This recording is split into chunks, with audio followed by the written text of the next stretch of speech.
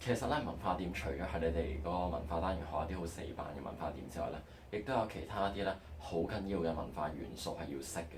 有可能係喺卷一或者係其他題目度直接考，亦都咧可以係你能夠喺作文度活用出嚟咧，攞到一個更加高嘅分數。呢條片咧會同大家講一講一啲特別有用嘅文化點啦，承接上一篇片，同埋咧會同大家講一啲文化點嘅應用方法嘅，稍為講一講。咁我喺之後寫作片咧有時間再同大家詳細講。第一樣嘢咧要同大家講咧就係四種花，佢哋咧就係梅蘭菊竹。呢四種花咧有啲咩特點咧？其實佢哋象徵住一啲中華文化可貴精神嘅。咁先同大家講咗第一種花先，梅花。嗱，相信如果你哋由初中開始接觸一啲中國文化單元咧，應該會見過講梅花嘅一啲文章。好簡單嘅啫，梅花嘅性格咧，佢就係能夠做到兩大點。第一點咧就係佢係堅毅不屈啦，一身傲骨啦。咁第二點咧就係大家都會記得佢係幾時開花㗎嘛？佢係冬天開嘅，而且咧其實好多花咧喺嗰個時候已經係開唔到㗎啦。咁亦都係咧係反映到佢咧花中君子，雪中高士。咁呢兩點咧，其實有一首詩咧係可以好完整地咧展示出嚟嘅，就係以下呢一首。咁我學呢詩有咩用咧？其實一嚟你可以喺作文度用啦。又或者喺説話度用都得，你可以引一兩句，又或者引晒成句都得。咁呢首詩我相信咧，其實背後嗰個意念咧係唔難理解嘅。咁大家咧消化完之後咧，不妨多啲應用。咁好啦，去到蘭花啦，蘭花有啲咩特點咧？就係其實佢係好謙虛嘅，就好似係花中嘅君子咁樣樣。咁以下咧亦都有少少嘅參考詩句可以俾大家了解下啦。不過呢一啲咧就未必有我頭先所講蘭花咧嗰個咁出位嘅一首詩。咁大家可以明白背後個意念同埋文化，咁多啲應用或者考到嗰陣咧，你亦都可以用到呢一啲 point 啦。咁去到竹咯喎，竹咧我諗我都唔需要多講啦，你就睇佢個外形都知啦，剛強而且係正直嘅，唔會話係因為其他嘅嘢，即係例如嗰啲攀援植物啊，或者係其他嘢咧，可以令到佢變形噶嘛。咁亦都其實引申出嚟咧，就係我哋做人咧係正直不阿。咁呢一個咧，亦都係好緊要嘅一個中國文化價值啦，亦都係其實作文成日都考到嘅一説話，亦都係一個可以話係同現今嗰個時勢價值觀咧有一個幾大嘅對比。咁同學亦都可以值得諗一諗。當然啦，佢都有唔少嘅代表人物啊，代表詩句嘅。咁最後咧，去到四大嘅花種入邊嘅菊花啦，其實簡單啲嚟講咧，佢就係不趨嚴勢，亦都可以話咧係花之隱逸者。咁咧，我亦都將個解釋擺咗喺度，咁大家可以參考下。嗱，頭先講四種花啦，我相信聰明嘅你一定會發現咧，其實我所講嘅蘭花咧就係最好用嘅，因為又有詩啦，同埋個意念都好清晰。當然，另外嗰幾個咧，特別係竹咧，其實都係好易用嘅。咁另外嗰兩個咧，大家就可以喺適當嘅時候用，但係我相信蘭花同竹咧一定係最容易用。咁而去到下邊咧，我會同大家講歲寒三友。嗱，歲寒三友咧就幾似蠟筆小新嗰個老師嘅名，不過咧就唔係松板梅，係松竹梅。咁我真係聽過咧，有同學咧喺 speaking 嗰度咧就講咗松板梅。咁我只能夠同佢講，你一定係好中意睇蠟筆小新啦。咁但係你咁樣講錯咗咧，當然好大劑啦。咁究竟松竹梅有啲咩特色咧？嗱，其實個特色咧，我唔喺度詳細講啦，你可以查資料，亦都可以睇一睇我個簡單嘅介紹。不過咧，我當中會特別想強調嘅係松。我相信大家咧，如果做過14年嘅 listening 咧，應該都會記得佢有一句引文就係呢一句。咁同學咧，其實都可以多啲運用以上我所講嘅咁多種花啦。佢哋嘅一啲特徵咧，你無論係喺好似12年寫阿唐老師嗰陣咧，可以形容，即係將阿唐老師打一個比喻，話佢似呢啲花，或者係調翻轉頭話佢台面上咧總係種住呢一啲花，其中一種。咁其實已經係個象徵意嚟，佢台上面種住啲花，跟住你再喺嗰一段嘅敘述故事入邊就講翻佢點樣突顯到呢一啲花嘅精神喺佢行為上，因為佢係話叫你描寫佢言行啊嘛。雖然佢又唔中意講大道理嘅喎。OK，咁所以你能夠用呢種象徵式咧，正正就符合咗題目，唔講大道理。然之後你又從佢處事上，再加上你呢個象徵咧，去展示出中華文化可貴入面。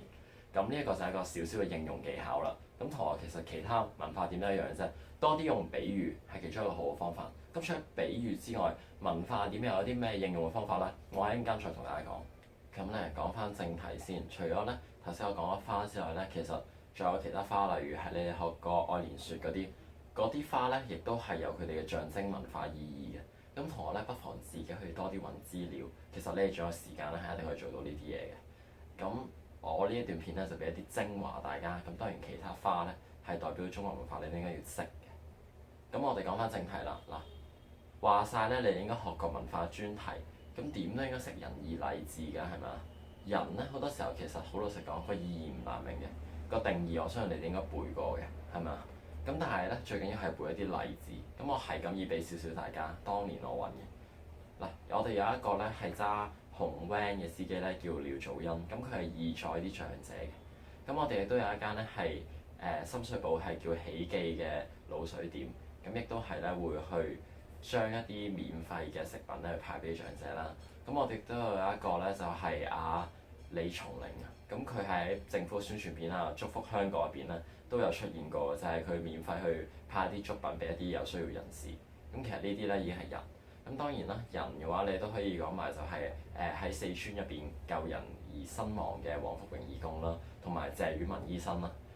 咁我強調嘅咧就係有啲人話考評局唔中意謝宇文呢一啲咧已經出晒名嘅例子，係冇呢種事嘅。佢唔中意係啲人亂咁用，不加思索。舉個例，個題目係可能講緊係明知山有虎，偏向虎山行。跟住有人就話啦，嗱，其實咧咁樣做可能係為咗要幫人，即係佢想講係人啦。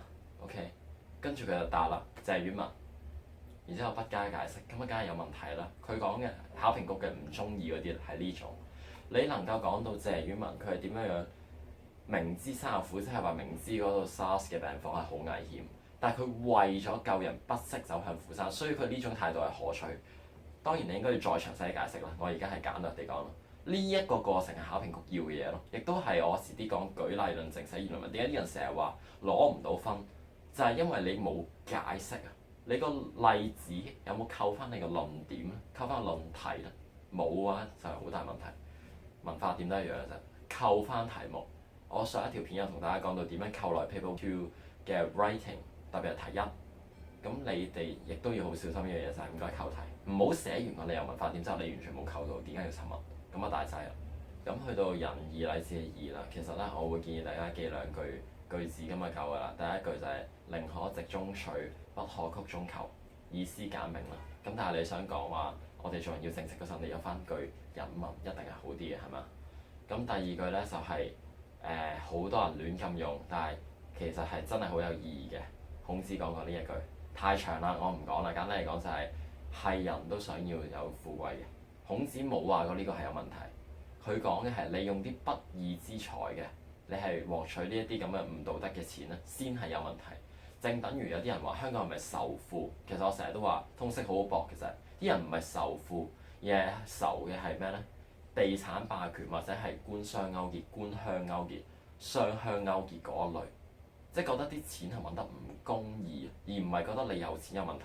我成日都話李嘉誠佢點樣由俾人話係超人，到後嚟佢因為起樓起埋啲發水樓，俾人鬧到飛起，你就可以見到其實究竟香港人係點樣諗？係咪真係仇富咧？呢個我覺得同我哋自己通識都要諗一諗。咁去到禮啦，好簡單啦，呢幾句啦，例如滿招損，謙受益啦。咁亦都可以同大家講嘅就係後生可畏呢一句。你話呢一句講緊禮咩事咧？就係其實佢講緊禮咧，唔係淨係下而上嘅，上而下都係嘅。大家互相尊重。你記得我講過五倫嗰個關係係嘛？所以係應該雙向合一精神。咁佢希望嘅係大家互相尊重老友，而唔係話淨係幼嘅尊重老嘅。咁而且阿龍小菌當年俾人鬧飛起，話佢冇資格做中文老師，佢都引咗一句啦：莫欺少年窮，係嘛？咁呢啲都係一啲文化精華嚟嘅。智咧係明辨是非。咁你話幾時用到咧？其實好多時候你去諗一諗嗰個事件會唔會需要係用你嘅是非去判斷咧，而唔係盲目去以訛傳訛。聽到人講咩就覺得係，或者係是非不分啦，不加思索嘅做嘢。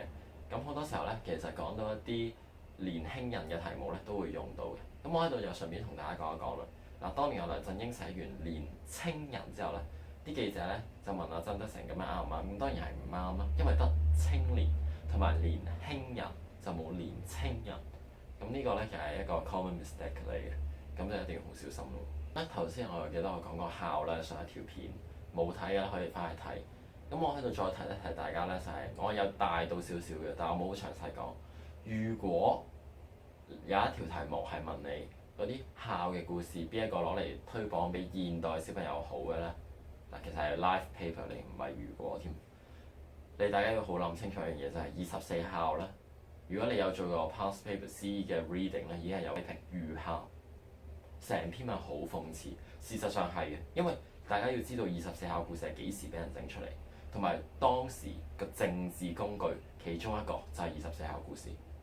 呢個係好多中文學者都認同，而事實其實你睇翻內容咧，係真係荒謬至極嘅。